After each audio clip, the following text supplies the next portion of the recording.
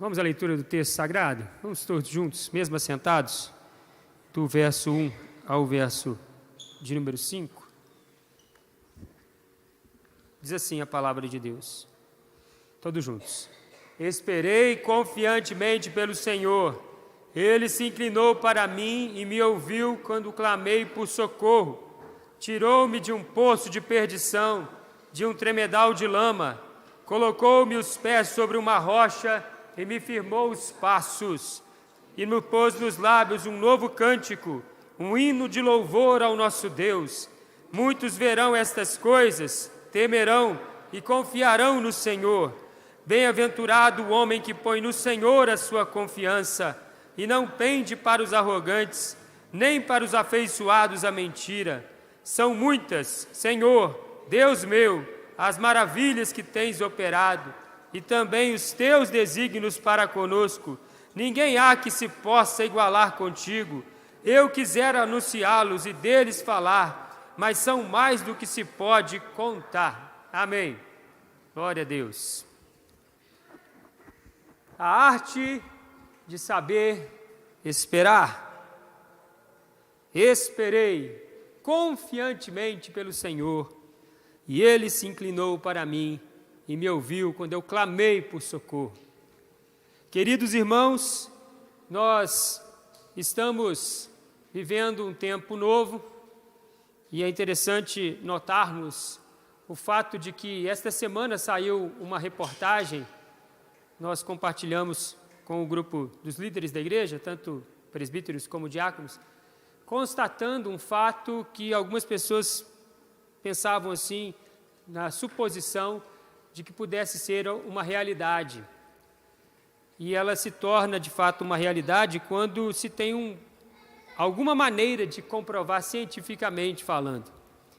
Mas, até 2020, os casos de licença no trabalho por doenças mentais, eles ficavam em torno de 90 mil no Brasil ao ano, até 100 no máximo. A média era essa. E a média de 2024 foi de 473 mil praticamente, arredondando o número. Então, é um salto de mais de 300%. Nós temos aí um dado, então, científico de que a ideia é, depois da pandemia, houve um salto muito grande e há um levante, assim, de problemas emocionais, depressivos e ansiedade extremamente alto. E isso está afetando as pessoas no trabalho. Mas e aqueles que não fazem parte de alguma carteira assinada, são microempreendedores? Também, nós não temos esse dado. Mas, de um modo geral, o que esse dado traz para todos nós é que a população brasileira, e talvez assim do mundo, nós temos esse dado no Brasil, está mais ansiosa, está mais preocupado, está caminhando assim de uma maneira assim, mais ansiosa com as situações do mundo. E nós temos a palavra de Deus nos dizendo aqui, o salmista Davi, quem escreveu esse texto, ele diz: eu esperei. Tirou-me de um poço de perdição, tirou-me de um tremedal de lama. Perceba que Davi está com um problema. Nós sabemos que a história das poesias estão nos livros históricos do Antigo Testamento. A Bíblia é dividida por temas, né? Nós temos o Pentateuco, os 5 primeiros livros. Posteriormente, nós temos aí os livros históricos e os livros poéticos e os proféticos, acontecendo no mesmo tempo. Enquanto havia um rei dirigindo a história do povo de Israel, tinha poesias e tinha também profecias dos profetas. Então, você sabe muito bem que esse dado é um dado histórico, mas nós não temos, de acordo com o salmista, qual é a situação que ele estava passando. Porque, geralmente, por exemplo, no Salmos 3, Davi escreve: eu escrevi esse salmo quando estava fugindo de Absalão, meu filho. Aí tem um dado histórico. A gente sabe qual foi o momento. Aqui nós não sabemos o que Davi estava passando, mas a ideia é de que ele estava passando por uma situação extremamente difícil. Quando ele fala duas comparações, ele faz poço de perdição, tremedal de lama. E o que ele faz?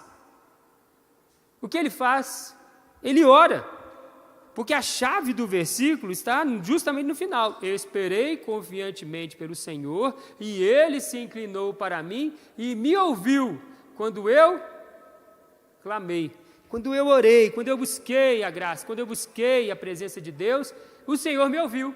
E o que Ele fez comigo? Me tirou do poço de perdição, me tirou do tremedal de lama e me pôs nos lábios um novo cântico. Está aí aqui algumas instruções sobre louvor também. Me pôs nos lábios um novo cântico, um hino de louvor ao nosso Deus, e esse louvor alcançou, porque essa notícia anunciada por esse louvor e por essa história alcançou muitas pessoas. O louvor, ele alcança pessoas. Então, nós temos aqui ensinamentos maravilhosos para todos nós. A pastoral diz: a paciência é uma grande virtude que precisa ser recebida como uma arte imensurável, de imensurável valor. Quando sabemos esperar e sabemos descansar em Deus, superamos os problemas com maior facilidade e tranquilidade, além de não corrermos o risco de cometermos erros graves e crassos. Nós temos visto também um levante nos nossos dias de pais preocupados aí, talvez, com tratamentos dos filhos. Nós estamos vendo alguns psicólogos, homens e mulheres, se levantando para dizer assim: as crianças estão sendo medicadas por demais. O remédio é uma bênção, uma satisfação grandiosa saber que Deus permitiu ao homem entender e compreender, cientificamente falando, um remédio que faz bem para a saúde, que vai ajudar o menino a melhorar, mas em alguns momentos, em grande parte dos momentos, está sendo dado muito remédio. Eu como pastor, já vi ovelha, não estou falando aqui, né, porque não tem problema nenhum, mas eu já vi ovelha minha procurar 8 psiquiatras. E o 8º falou assim: então, está aqui o remédio, controlar para você dar para o seu filho. O 8º. Eu falei: minha filha, não, pastor, ele precisa desse remédio. Então, você imagina no passado Albert Einstein, Isaac Newton, esses homens, com certeza, eles tinham essa proeminência de achar assim: não, tem TDAH, né? Tem essa síndrome, porque são mentes acima da média, pensam acima da média. Esse Musk de hoje, dirigindo 5 empresas ao mesmo tempo. Então você imagina, são pessoas que você olha assim: não, taca remédio. Será que eles chegariam aonde eles chegaram?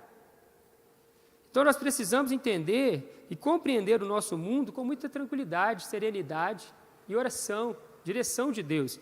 Acima de tudo, descansar em Deus, pedir a Deus a graça dEle, a cura dEle, a restauração dEle, e se for necessário, o remédio que Deus permitiu que houvesse para que esse mundo fosse melhor, para que as crianças possam ser melhores.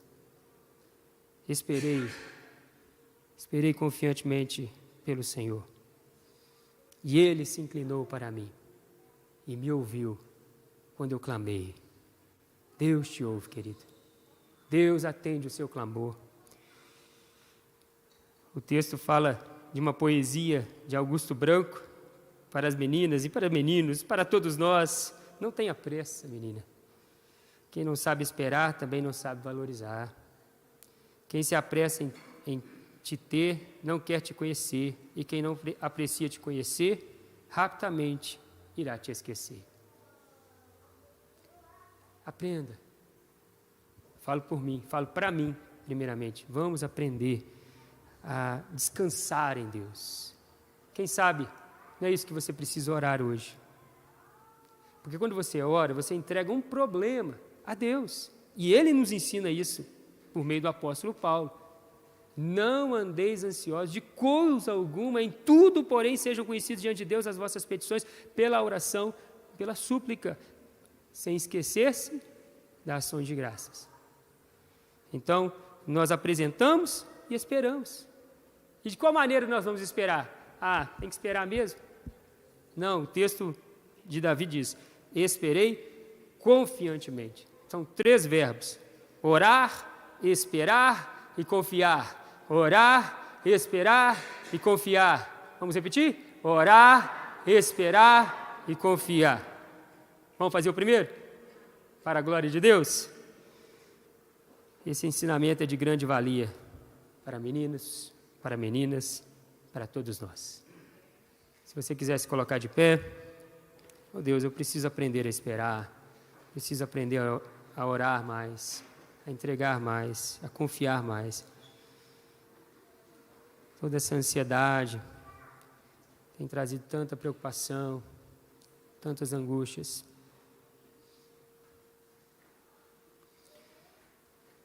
Grandioso Deus, eterno Pai, em nome de Cristo Jesus, nós te damos graças a Deus por tudo aquilo que o Senhor tem feito por nós, pois o Senhor é bom, Pai. O Senhor nos deu o hoje, e nós queremos valorizar ao Senhor pelo hoje, que é presente, é dádiva.